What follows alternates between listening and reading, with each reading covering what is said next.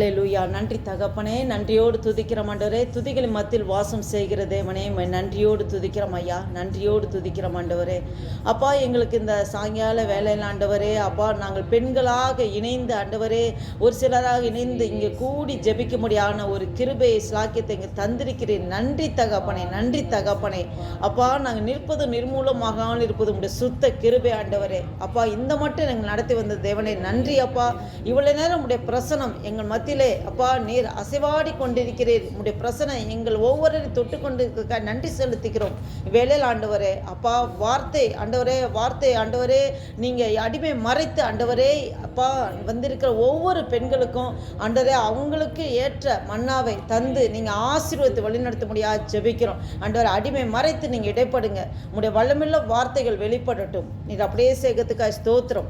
ஆசீர்வதிங்க, பலப்படுத்துங்க. இயேசு கிறிஸ்து நாமத்தினால் ஜெபிக்கிறோம் ஜீவன் நல்ல பிதாவே. ஆமென், ஆமென். அல்லேலூயா.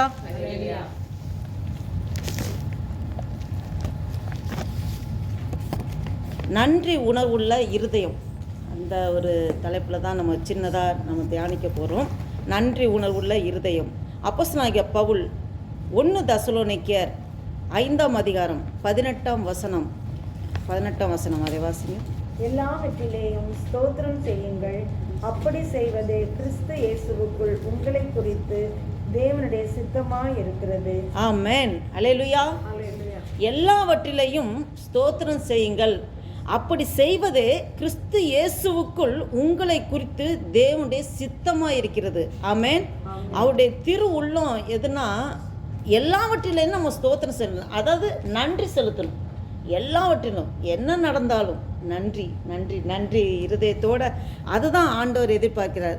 இப்போ உலக பிரகாரம் நம்ம எடுத்துக்கிட்டால் நம்ம சாதாரணமாகவே நமக்கு நன்றி செலுத்தும் போது ஒருத்தங்க நமக்கு ஏதாவது கொடுத்தா நம்ம நன்றி சொல்லுவோம். நம்ம ஒருத்தங்க உதவி நமக்கு செஞ்சால் நம்ம நன்றி செலுத்துவோம், அப்படி தானே?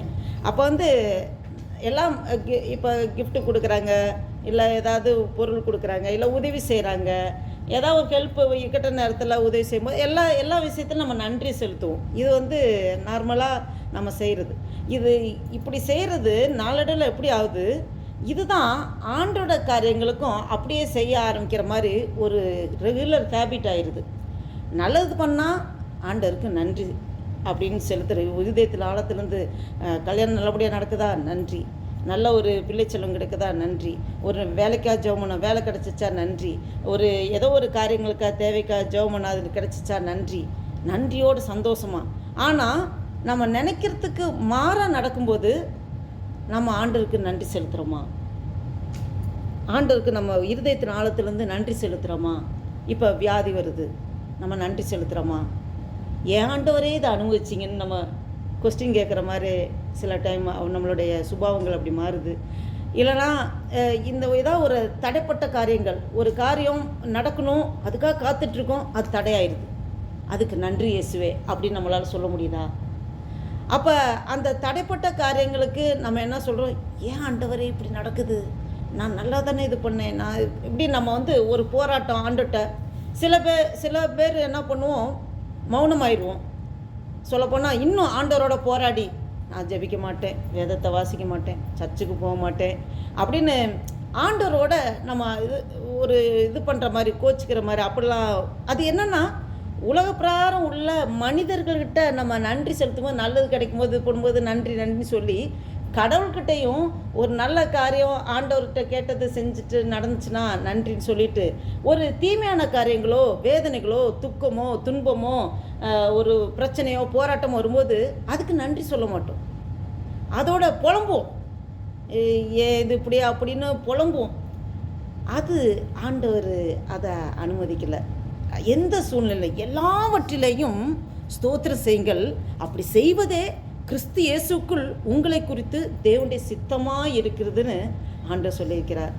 இப்போ பார்த்தீங்கன்னா இதுக்கு நேர்மாறாக இன்னொரு வசனம், சங்கீதம் 23ஆம் அதிகாரம் 4ஆம் வசனத்தை வாசிப்போம். சங்கீதம் 23. நான் மரண இருளின் பள்ளத்தாக்கிலே நடந்தாலும் பொல்லாப்புக்கு பயப்படேன், தேவரீர் என்னோட கூட இருக்கிறீர். போதும் சிஸ்டர். நான் மரண இருளின் பள்ளத்தாக்கிலே நடந்தாலும் பொல்லாப்புக்கு பயப்படேன், தேவரீர் என் கூடவே இருக்கிறது. அந்த இருதயம் களி கூறுது. கர்த்தர் என் மேய்ப்பராக இருக்கிறார், நான் தாழ்ச்சி அடையேன். கர்த்தர் அவரு நம்மளோட மேய்ப்பர், நம்ம அவரோட ஆடுகளும் போது அவர் எல்லாவற்றிலும் அவருக்கு தெரியும். கஷ்டம் வந்தாலும் நஷ்டம் வந்தாலும் இன்பம் வந்தாலும் துன்பம் வந்தாலும் வியாதி வந்தாலும் என்ன அழுகின் பள்ளத்தாக்கே நடந்தாலும் தேவன் அனுமதிக்காமல் நம்ம வாழ்க்கையில் எதுவுமே நடக்காது. அப்போ எல்லாவற்றிற்காகவும் நன்றி இயேசுவே, நன்றி இயேசுவே. ஆண்டவர் அந்த நன்றியை தான் எதிர்பார்க்குறாரு. அதான் சங்கீதக்காரன் சொல்கிறார், நான் மரண இருளின் பள்ளத்தாக்கிலே நடந்தாலும் மரணத்தோட விளிம்பு வரைக்கும் போய், அப்போ அந்த நேரத்துலையும் அந்த இருதயத்தோடு ஆண்டவருக்கு நன்றி சொல்கிறத பார்க்குறோம். அந்த தேவரீர் என் கூடவே இருக்கிறீர் பாருங்க. நமக்கு அந்த விசுவாசம் உறுதியாக இருக்கும்போது, நான் உன்னை விட்டு விலகுவதும் இல்லை, உன்னை கைவிடுவதும் இல்லை என்று தேவன் சொல்லியிருக்கிறார். அப்படி சொல்லியிருக்கிறத நம்ம முழுமையாக நம்ம விசுவாசித்து நம்பினோன்னா நம்ம எல்லா சூழ்நிலையும் நன்றி செலுத்துவோம். ஆமேன். அதுதான் ஆண்டவர் எதிர்பார்க்கிறார்.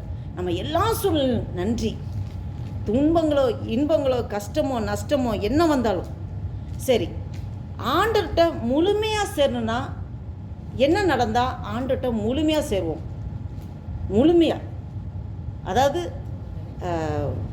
ஃபிசிக்கலி சொல்லப்போனால் மரணம்னு ஒன்று சம்பவிச்சா ஆண்டர்கிட்ட முழுமையாக போய் சேர்ந்துருவோம். கரெக்டு தானே?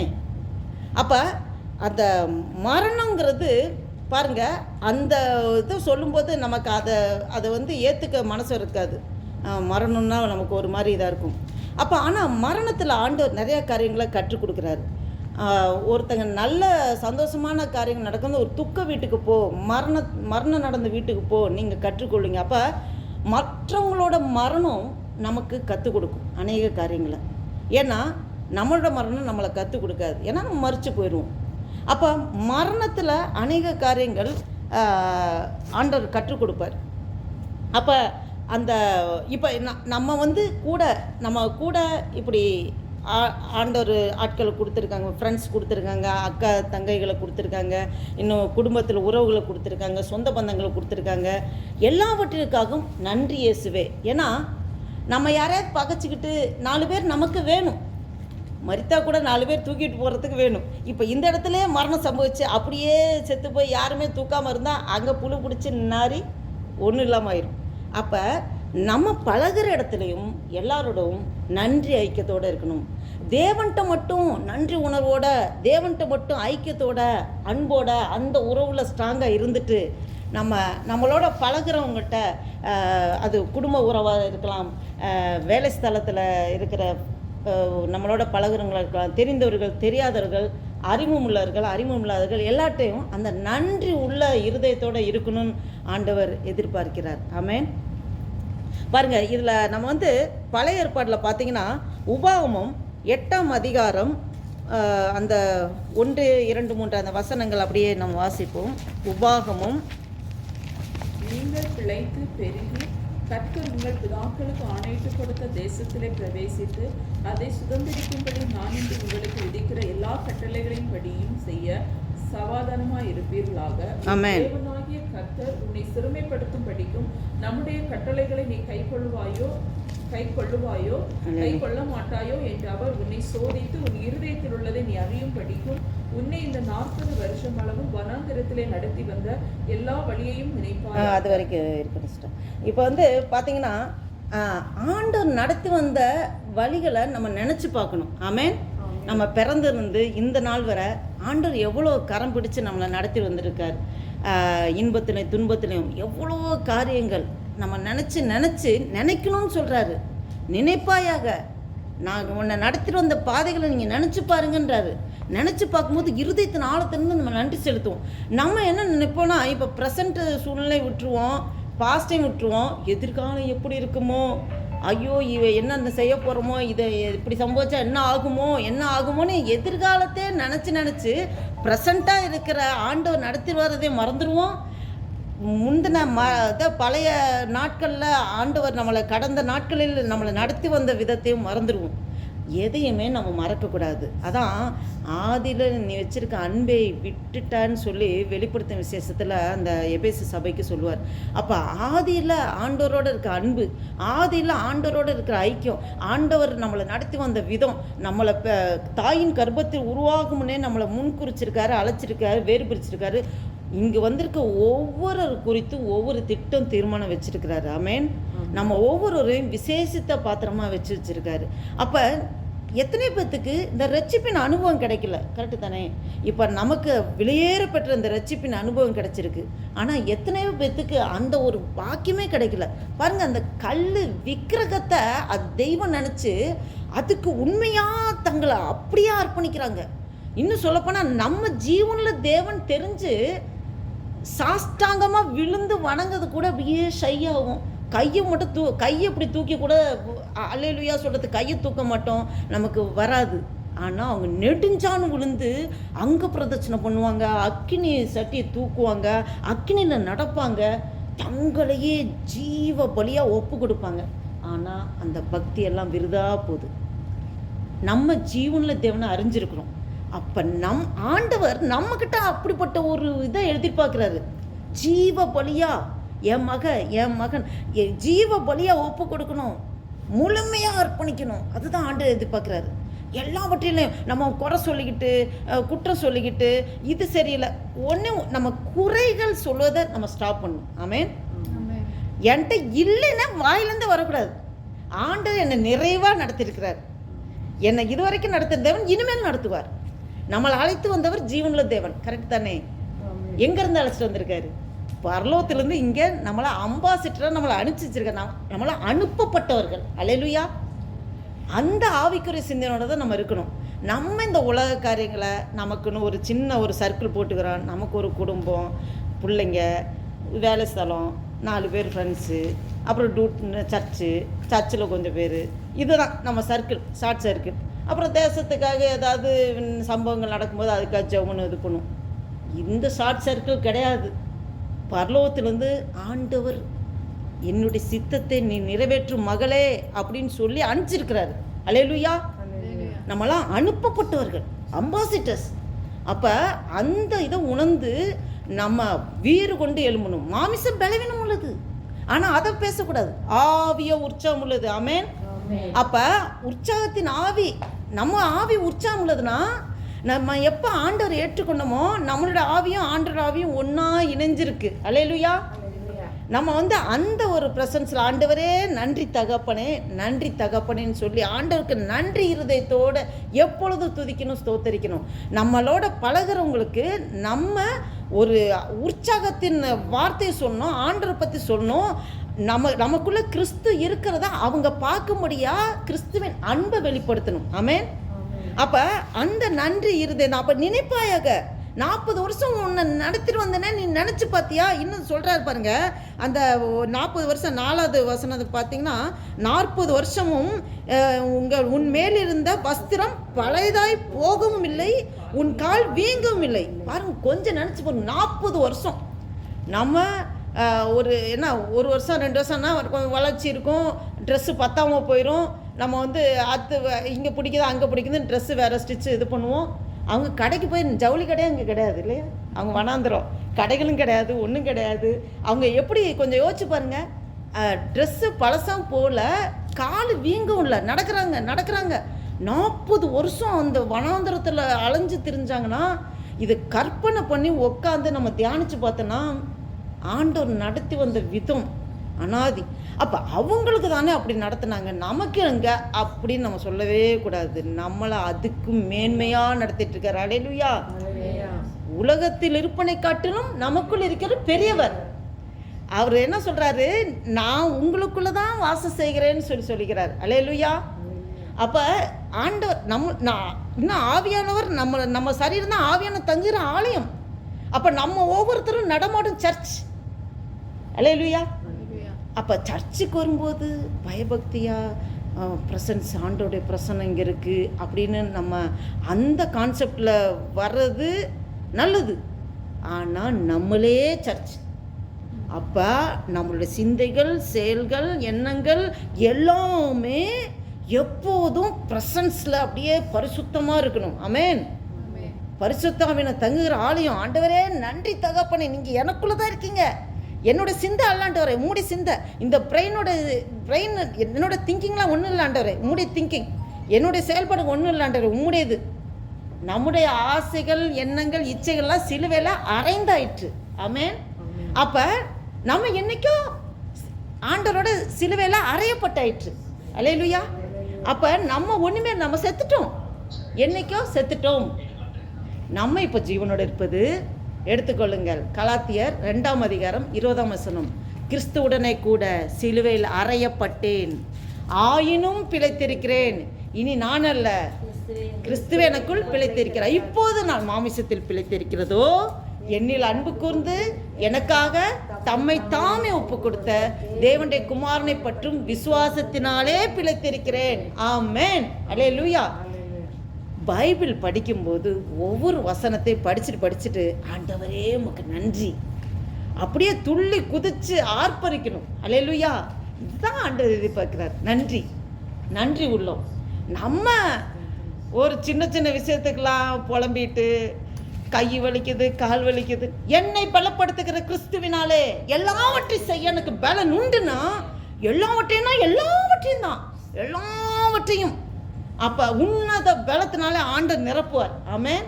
அப்போ அந்த ஒரு நமக்கு திங்கிங்கோட, ஆண்டவரே நீங்கள் எனக்குள்ளே இருக்கீங்க, என்னுடைய கரம் அல்ல இது உம்முடைய கரம், என்னுடைய கண்கள் அல்ல உம்முடைய கண்கள், என்னுடைய பிரெயின் திங்கிங் அல்ல இது உம்முடைய, நீங்கள் இருக்கீங்க, நீங்கள் என் கண்ணில் வரீங்க, என் கையில் வரீங்க, என்னுடைய கண்ணில் வரீங்க, காதில் வரீங்க, எல்லாமே நாவில் வரீங்க, நீங்கள் பேசுகிறது நீங்கள், நான் எல்லாம் ஆண்டவரே எல்லாமே நீங்கள் தான்ப்பா.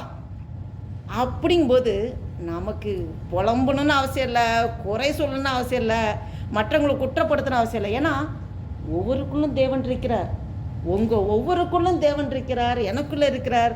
ஆவியானவர் ஒருவரே, எல்லாருக்குள்ளும் வாசம் செய்கிறார், ஆவியானவர் ஒருவரே. அப்போ யாரை படுத்தி குற்றம் படுத்த முடியும்?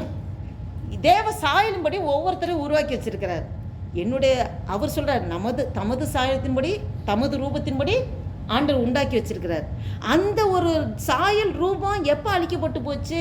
அவங்க மீறுதலுக்கு உட்படும் போது. யார்? ஆதாம் ஏவாள் மீறுதலுக்கு உட்படும் போது. அப்போ அந்த இதை திரும்பி அதை மீட்டு கொண்டு வரத்துக்கு தான் இயேசு கிறிஸ்து வார்த்தையாக தேவன் மாம்சமாகி இங்கே அவர் வாழ்ந்து காமிச்சிருக்கிறார்.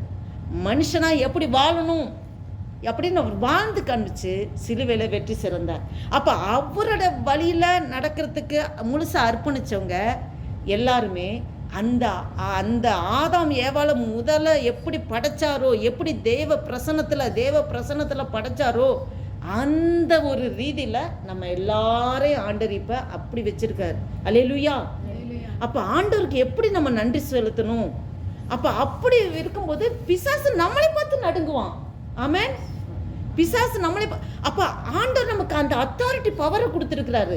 சர்ப்பங்களின் தேள்களின் மிதிக்கும், சத்துருவின் சகல வல்லமை மேற்கொள்ளும், நான் உங்களுக்கு அதிகாரம் கொடுக்கிறேன், அவைகள் ஒன்றும் உங்களை மேற்கொள்ள மாட்டாது, எதுவும் எங்களை மேற்கொள்ள மாட்டாது. அதிகாரத்தை நம்ம கொடுத்திருக்கிறார், வல்லமை கொடுத்திருக்கிறார். அப்பா பிதாவென்று கூப்பிடுகிற புத்திர சுவிகாரத்தை கொடுத்திருக்கிறார். ஆமென், ஆமென், அல்லேலூயா. அப்ப நம்ம அந்த உணர்வுல இருக்கும்போது நம்மளால ஆண்டவருக்கு நன்றி சொல்லாம இருக்க முடியாது. நம்ம எதுக்கு கவலைப்படணும்? நம்ம எதுக்கு?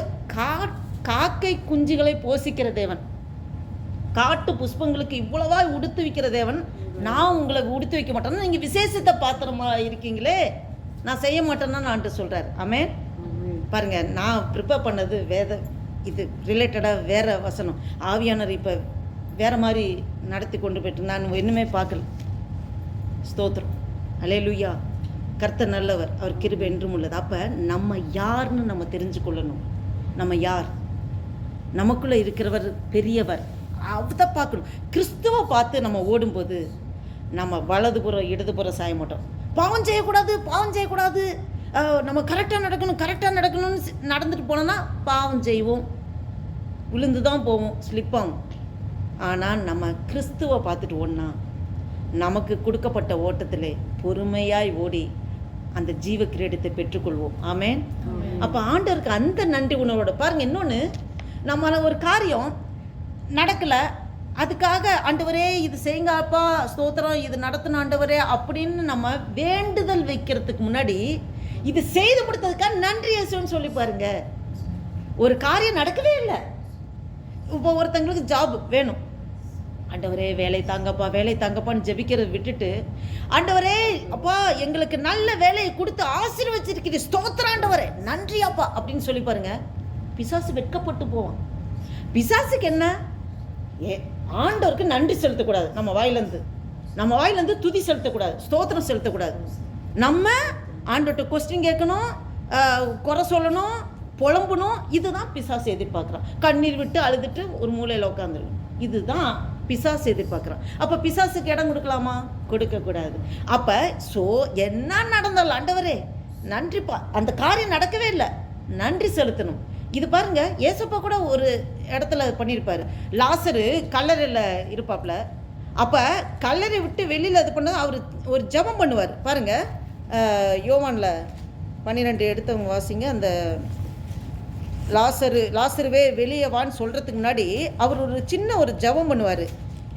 ஆண்டவருக்கு ஸ்தோத்திரம் பண்ணிவிட்டு, நான் இது பண்ணுறதுக்கு முன்னாடி நீங்கள் இதுலேருந்து நீங்கள் வெளியில் இந்த ஜெபத்தை கேட்டு நீங்கள் அற்புதம் செய்வீங்கன்னு எனக்கு தெரியும். ஆனால் இங்கே கூடி வந்திருக்கவங்க இவங்களுக்கு தெரியணும் அப்படின்னு சொல்லுவார். அப்பொழுது மரித்தவர் வைக்கப்பட்ட இடத்தில் எடுத்து எடுத்துக்கொண்டார்கள். இயேசு தம்முடைய கண்களை ஏறெடுத்து, பிதாவே நீர் எனக்கு செவி கொடுத்தபடியினால் உம்மை ஸ்தோத்திரிக்கிறேன். ஆமென் ஆமென். எப்பொழுதும் எனக்கு செவி எஸ் ஜீசஸ். அறிந்திருக்கிறேன். ஆனாலும் நீர் என்னை அனுப்பினதை சூழ்ந்து நிற்கும் ஜனங்கள் விசுவாசிக்கும்படியாக அவர்கள் நிமித்தம் இதை சொன்னேன். ஆமென் அல்லேலூயா. பாருங்க, ஏசப்பா இன்னும் அவன் என்ன கல்லறை விட்டே வெளியில் வரல. அதுக்கு முன்னாடியே பிதாவே நீர் எனக்கு செவி கொடுத்தபடியினால் உம்மை ஸ்தோத்தரிக்கிறேன் அப்படின்னு சொல்லிட்டு, நீர் எப்போதும் எனக்கு செவி கொடுக்கிறீர் என்று நான் அறிந்திருக்கிறேன். அவர் ஃபர்ஸ்ட் ஸ்தோத்திரம் செலுத்துறார், நன்றி செலுத்துறாரா பிதாவுக்கு, நன்றி செலுத்துறார். ஒரு காரியம் நடக்கிறதுக்கு முன்னாடியே நன்றி செலுத்துறாரு. அப்போ நமக்கு அந்த விசுவாசம் வேணும். ஆமென். ஒரு காரியம் நடக்கிறதுக்கு முன்னாடியே நன்றி இயேசுவே, நன்றிப்பா, இது கிடைச்சதுக்காக நன்றி. வியாதியில் இருப்பாங்க, வியாதி குணமே ஆயிருக்காது. ஆண்டவரே எனக்கு சுகம் தந்ததுக்காக நன்றி, எனக்கு விடுதலை தந்ததுக்காக ஸ்தோத்திரம். அப்படி செஞ்சு பார்க்கும்போது பிசாசு வெட்கப்பட்டு போவான். பிதாவானவர் தேவன் ஆண்டவர் மகிமைப்படுவார், அவர் நாமும் மகிமைப்படும். என் மகன் இவ்வளோ விசுவாசமாக இருக்கே, ஒரு காரியமே நடக்கலை, இப்படி விசுவாசமாக நமக்கு நன்றி சொல்லுதேன்னு சொல்லி உடனே அந்த காரியங்களில் ஆண்டவர் அந்த காரியங்கள் செய்கிறதுக்கு தீவிரப்படுவார். ஆமென். இதை கேட்டுக்கொண்டிருக்கிற என் அன்பு தேவ பிள்ளைகளே, இந்த வசனம் மூலம் ஆண்டவர் பேசி கொண்டிருக்கிறார். அந்த குஷ்டரோகி 10 பேரை ஆண்டவர் சொஸ்தப்படுத்தினார். ஆனால் ஒருத்தன் தான் ஏசப்பாட்ட நன்றி செலுத்த வருவான். மற்றவங்களாம் நாளைக்கு சொல்லிக்கலாம், அடுத்த நாள் அவர் ஜபாலயத்தில் அங்கே இருக்கும்போது பார்த்து சொல்லிக்கலாம் அப்படின்னு சொல்லிட்டு போயிட்டாங்க. ஆனால் ஒருத்தன் திரும்பி ஆண்டவர்கிட்ட நன்றி செலுத்தும். அப்போ நன்றி சொல்கிறதுல நம்ம டிலே பண்ணக்கூடாது. அதை எவ்வளோ நமக்கு ஃபாஸ்ட்டாக ஆண்டவருக்கு நம்ம வாயிலேருந்து வர்றதே நன்றி தான். இனி நம்ம வாயிலேருந்து இல்லைங்கிறது இருக்கக்கூடாது, குறை சொல்லக்கூடாது, மற்றவர்களை குற்றப்படுத்துகிற. ஏன்னா மற்றவர்களை குற்றப்படுத்தும் போது அவங்களையும் தேவன் தான் உருவாக்கிறார், தேவ சாயல் முடி ரூபத்தின் முடி உருவாக்கி வச்சிருக்கிறார். அப்போ தேவனே குற்றப்படுத்துகிற மாதிரி, தேவனே குறை சொல்கிற மாதிரி அதுக்கு நம்ம இடம் கொடுக்கூடாது. நாம் நன்றி உள்ள இருதயத்தோடு இருக்கணும்னு ஆண்டவர் எதிர்பார்க்கிறார். இந்த வசனம் மூலம் தேவன் உங்களோடும் என்னோடும் இந்த நாட்களில் பேசியிருக்கிறார். நாம் அப்படியே ஜெபம் செய்வோம். அல்லேலூயா. நன்றி தகப்பனே, நன்றியோடு துதிக்கிறோம் ஆண்டவரே. துதிகளின் மத்தியில் வாசம் செய்கிற தேவனே, நன்றியோடு துதிக்கிறோம் ஐயா. அப்போ அந்த வேத வசனத்தின் மூலம் எங்களோடு நீர் ஆண்டவரே அப்பா பேசினீர், இடைப்பட்டீர். நன்றி தகப்பனே. நாங்கள் எப்போதும் நன்றி உள்ள இருதயத்தோடு ஆண்டவரே உம்மை துதிக்க, உம்மை ஆராதிக்க, உம்மை தொழுது கொள்ள ஆண்டவரே உம்முடைய நாமத்தை மகிமைப்படுத்துகிறவர்களாக எப்போதும் இருக்க அப்பா நீ கிருபை செய்கிறதுக்காக ஸ்தோத்திரம். நீர் அப்படியே செய்கிறதுக்காக நன்றி செலுத்திக்கிறோம். ஆசீர்வதிங்க, பலப்படுத்துங்க. இயேசு கிறிஸ்து நாமத்தினால ஜெபிக்கிறோம் ஜீவனுள்ள நல்ல பிதாவே. ஆமேன் ஆமேன். அல்லேலூயா.